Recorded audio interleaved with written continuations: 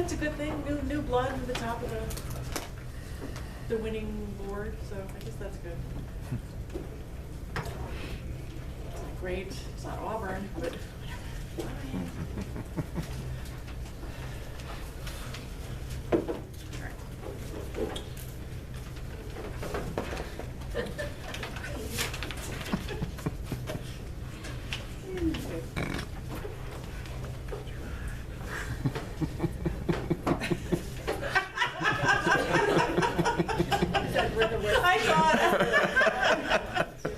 I'm pretending baseball doesn't exist right now. OMG, Red Sox. What is happening? God is good. It's terrifying. Oh my God. Yeah. How about those Celtics? I'm just going to go back to that. Wow. Let's see. Double checking on the week ahead. So we get to my own syllabus here. So today we have what we have. So we're going to get into that in a minute. So I'll put that aside. Wednesday, again, we have film clips to see. So mostly that's on you. My thought is that people can find all the links that are here on the syllabus. They're live. You just click through, you watch them, check them out at your own pace. We have a nice, the point is there to have a wide selection of kinds of things that were filmed. So we have Veditz, the NAD president, who is filmed signing. So you both get to see him personally and experience his speech. So it's like putting a name to a face here. You have a clip of The Death of Minnie Hopwood, which is a English poem. So it's a different kind of signing because they're translating this poem into an ASL presentation of the poem. So you get to see that. You get another speech. This one not the person's speech, but of course is delivering his own speech. This other clip is someone who is signing the Gettysburg Address. So it's a speech being presented and signed, but not original the way that Vedetz's is. So you can get a look at how that kind of signing style looks. And then finally, the last is a clip of Yankee Doodle Dandy, the song, translated into ASL. That's really cool. That's like no pressure, but like that's my I love that one. That one's fascinating to see that done. So Yankee Doodle Dandy is pretty interesting. So the thought was to give us a wide look of various kinds of styles, right? So a formal presentation of a lecture, a poem, music, a hugely important American document, the Gettysburg Address, made accessible to deaf people via sign language. So kind of a wide range, I hope, of different kinds of styles, but only for clips. So it doesn't take, forever and ever investment of time to see all of that. But my plan for Wednesday is to have people look at all of them at their own pace, find English translations if you need them. Right, again, with the exception of the Veditz lecture, that translation is up on my courses. So that one I put there for you, but you're just going to have to find the Gettysburg Address on your own. It's easy to do if you need it. So anyway, so look at those, watch them, find, again, translations if you need them, and just jot some thoughts down about what you're seeing. Either way, that is, if you actually know ASL, if you're fluent, think about what you're seeing, how is it different than how you think people sign now, right? A little more comparative. If you are a hearing person who doesn't know a lot of sign, doesn't matter. Still, you can watch it with your translation and view it, and then have your reaction to what you're seeing. Here on this campus, we're blessed to see people sign currently around us, so you can kind of compare that a bit in your head. And in all cases, if anyone feels like, did you get it, right? Were you able to follow along just by the sign, or were you like, oh, I'm really dependent on this English translation to make sense of this? So just basic outlines like that. So we can come in here and talk about them and see where people came down on what they were reviewing. So that's fun. Also, when you click through to those video clips, you are entering the Gallaudet video catalog for the Vedettes collection. There are many, many, many, many more clips. The original work, of course, was captured on big, old-fashioned, movie reels. Gallaudet then, years ago, went through and put those on first VHS tapes. Then they went through and they were on DVDs. And now they are just up one clip at a time on video links digitally. So if you want to see more of that early 20th century ASL, this is the first time we're at a point where we can see that. In other words, where the history we're talking about meets this new tech, right, and kind of comes together. If you find yourself going, oh, let's click this and see what this one is. Knock yourself out, have a good time. Enjoy. They are really interesting viewing. And it is arguably the most famous deaf film collection, historically speaking. So knock yourself out and have a good time exploring more, if you wish. But minimally watch these four. So that gives the widest possible range of the signing styles I'm hoping we can talk about on Wednesday. All right. Because overall, the theme of this week is supposed to be kind of deaf resistance. That is, if the last couple of weeks have been all about Bell, the rise of the oralists, the rise of eugenicists, and how they seem to take over the field, right, and exert more influence. This week is supposed to be a bit of how deaf people try to defend themselves against that. So that's a bit of what we're trying to get into here. Today's reading was also about kind of resurrecting an important, really important but lesser known, I think, deaf activist, which is Alice Terry. So she eventually becomes a huge player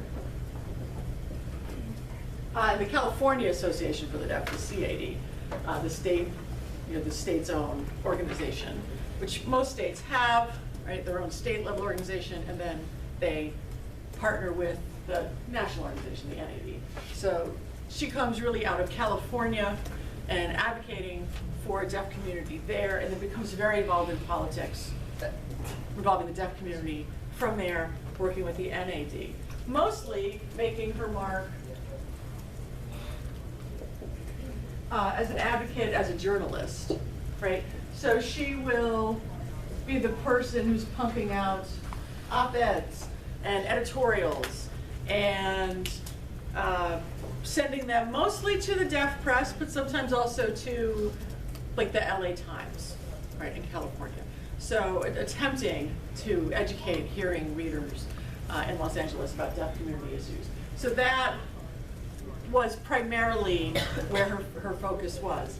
She was attempting basically to fight back against oralism. She was a constant advocate for sign language use in classrooms, condemned pure oralism in no uncertain terms, demanded that deaf children should have access to sign language, fought actively in California when oralists tried to kind of go backdoor a bit in California and not pass laws demanding oralism on their face, but trying to pass laws demanding the deaf students attend day schools.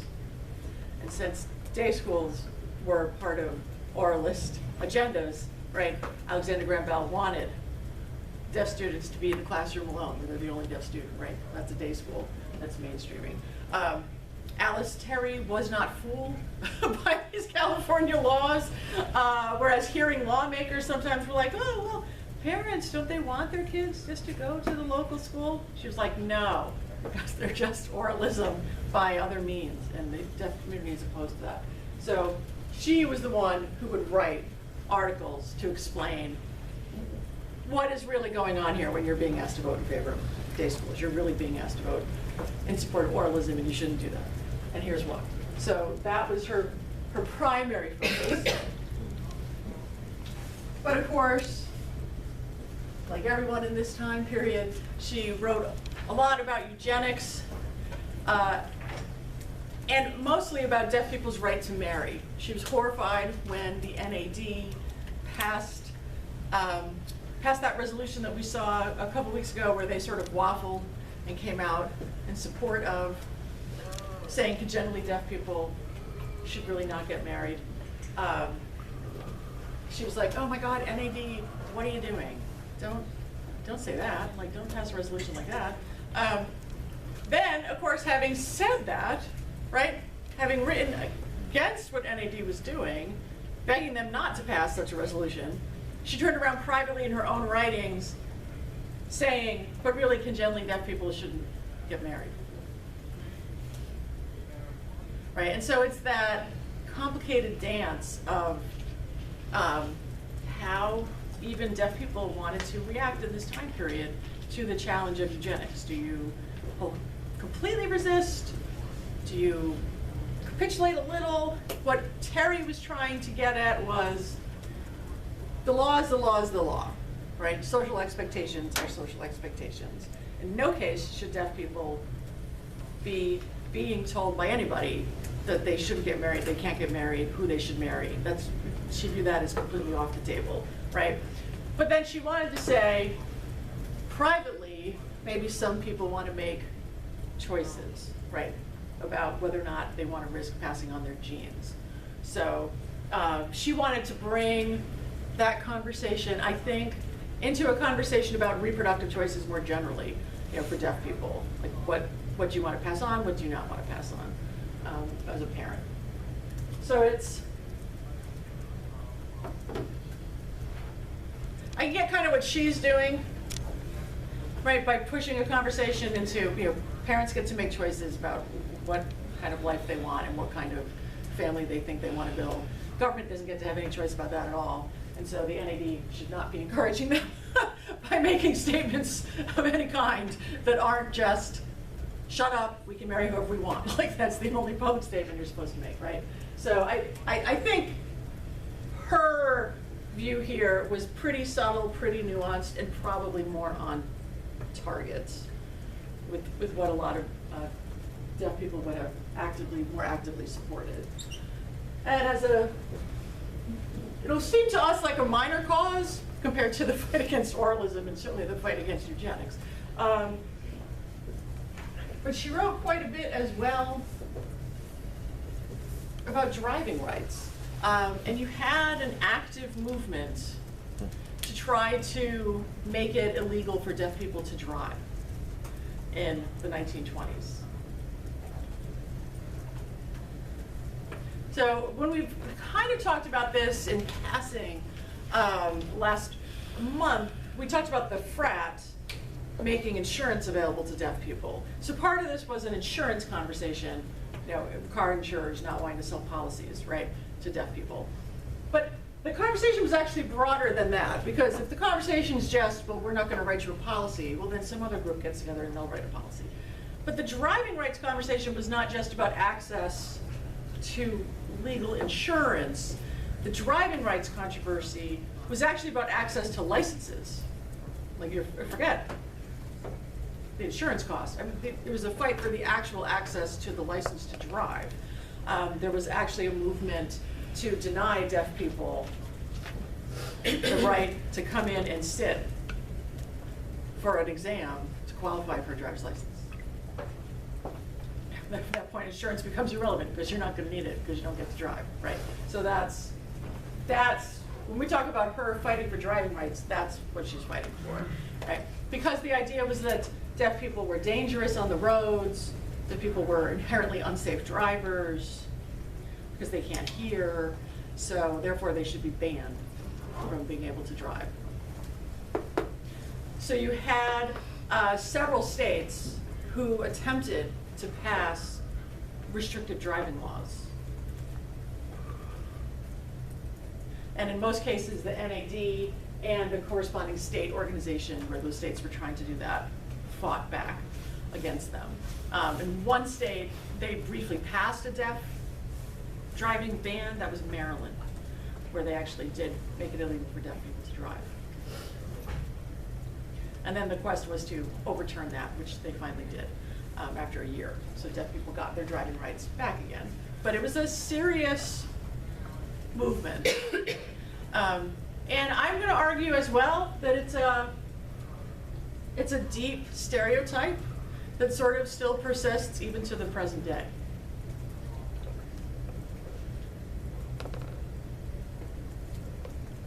You still get hearing people who wonder how deaf people can drive. I am perceived as a safe person to ask dumb questions to, right? Because I'm a hearing person, so people don't have to embarrass themselves by asking this to an actual deaf person, but they think I might know because I teach deaf history. So I still, this is hearing people who don't want to embarrass themselves in front of you directly. Just know they're out there embarrassing themselves in front of me. They come to me and go, I don't understand. These deaf people, you know, they drive. And I say, they can see, you know, like the road. They go, what? I go, we're talking about deaf people, right? And then they go, I'm not talking to you anymore. And then they leave. So I don't handle it gracefully. I gave that up for Lent. But my point is they ask. They ask. So there's still a, wow, deaf people, that's not safe. I'm like, really? Because I've seen you drive. That's my next go-to. Safer than you. So that's a thing. I'm just saying it's not a thing now that's going to turn into a legal campaign. I don't think that's going to happen. But it's still a lingering stereotype that we haven't quite abolished. That's all I'm saying. Right. What's nice about this reading is not only to me that it gets us a brief encapsulation of the career of Alice Terry. As I said, we don't have a lot of stories of female deaf leadership in the early 20th century, so it's nice to see someone shine a light on her. But as these causes, these battles, that'd be the heydays of the 20s, and that's when she's mostly writing, which is why I wanted us to meet her now, right, in this fight. Right after the rise of oralism at this moment, because Veditz's film work is done from like 1910 to 1920, so it's all that same era. Here's how people are fighting the same time. But Terry actually goes on to continue to write into the 40s. So a little bit ahead of where we need to be chronologically right now. But this is one thing she recommended that I did want to make sure people had taken away here. There was another organization that rises in the early 40s, 42. It's the American Federation of the Physically Handicapped. It was actually founded by a late deafened man. I'll throw his name up here for you.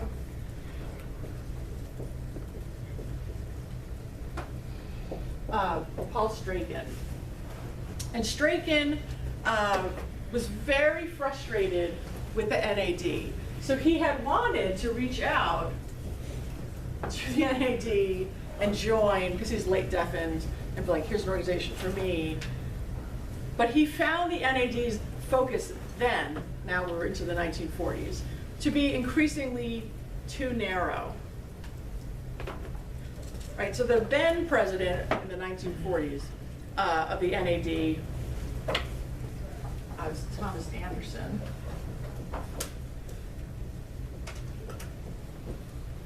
And Anderson